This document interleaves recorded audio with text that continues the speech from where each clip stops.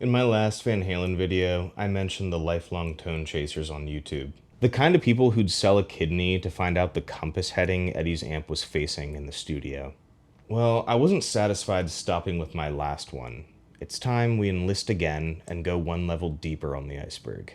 Today, we're closely dissecting a maybe 10-second clip of guitar wailing you briefly hear in the iconic Back to the Future blockbuster. A piece that became a minor urban legend, something that movie fans debated, guitar forums overanalyzed, and studio insiders seemingly kept under wraps for years.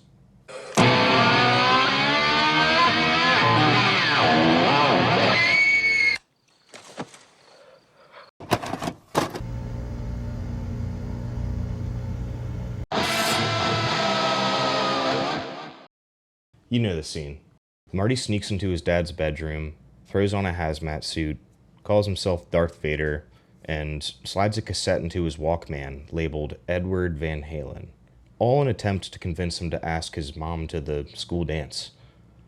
Arguably, one of the strangest and most effective uses of guitar tone as a weapon. That clip alone sparked a decades-long cult following. Everyone scratching their heads, wondering, was that actually Ed? Where'd that come from? Well, there's still a lot of hearsay about the specifics, but over time, there's been some clearing of the mist, so let's talk through it. Question 1. Is that actually Eddie? This one's the easy part. By that point, Van Halen had been touring for years and already had 6 albums out. Any guitar player who's spent even 10 minutes listening to the man can pick out that sound instantly. And I don't mean the flashy whammy bar theatrics. That's really the surface level stuff anyone can replicate. I mean the hands. You can hear Eddie's hands clear as day. The pick attack, the fretting pressure, that splatty, squealing tone that only he could get out of a guitar. It's him, and it's his rig, no question. That still leaves a few other head scratchers though. What, why, how, where, when. It's not even listed in the credits of the movie. Well, it turns out this mystery cassette wasn't pulled from some secret Van Halen session, nor a forgotten demo reel. The clip was lifted straight from The Wildlife, a 1984 teen comedy movie that, oddly enough, Eddie Van Halen scored almost entirely by himself. The story goes that his wife, Valerie Bertinelli, of course an accomplished actress, was involved with the film. Eddie, who was just wrapping up the 1984 tour, accepted the offer to bring his signature sound to the project. So he went ahead solo, composing and performing everything by himself, guitar alongside his electronic drum machine. Very likely done in his 5150 home studio, which was being stood up around that same time. When he had to quickly wrap up recording due to his demanding schedule, longtime Van Halen engineer Don Landy actually finished mixing the tracks for him. And as you can hear in the Back to the Future clip, it's incredibly raw. Eddie's head was always overflowing with riff ideas, so you can bet this was thrown together absurdly quickly. Let's listen to a few of the snippets.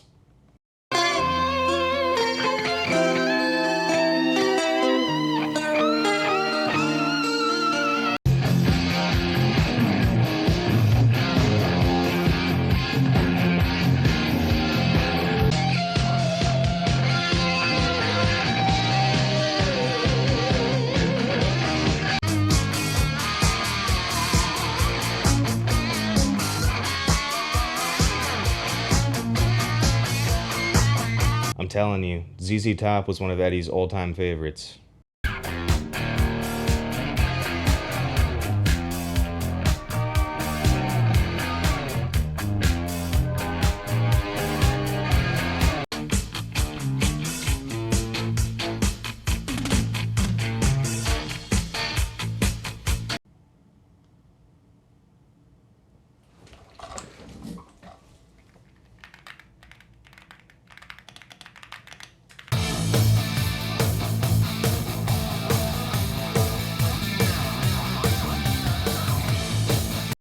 Fast forward about a year, Back to the Future is in production. They had the idea for the Darth Vader scene and absolutely wanted the Van Halen guitar-style chaos to accompany it. They allegedly wanted a track labeled Van Halen, but couldn't secure permission from the band to do it. Using a clever workaround, Universal Studios, the same company behind The Wildlife, recycled an Eddie-produced track titled Out the Window for the scene. And there you have it, a small but fascinating piece of history we finally have some clarity on. Let's now dig into the actual audio a bit and take a look at the chaos up close.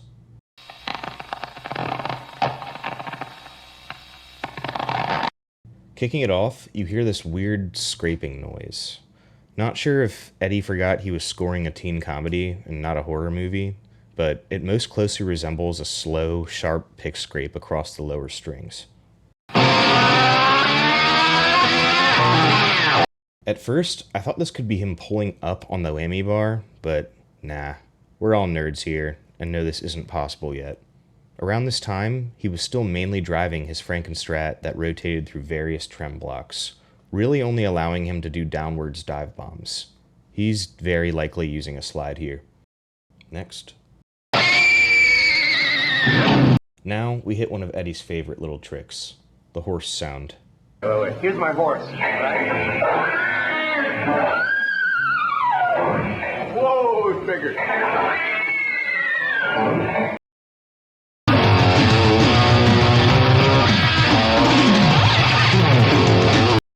Then he locks into a killer riff over this strange 80s-esque tom beat. It's slightly off time in a way that's kind of funny, almost like the drums are still figuring out what Eddie's doing. It also sounds like he's using his standard rig. Plexi, Variac, Echoplex, some plate reverb, you know, the usual suspects.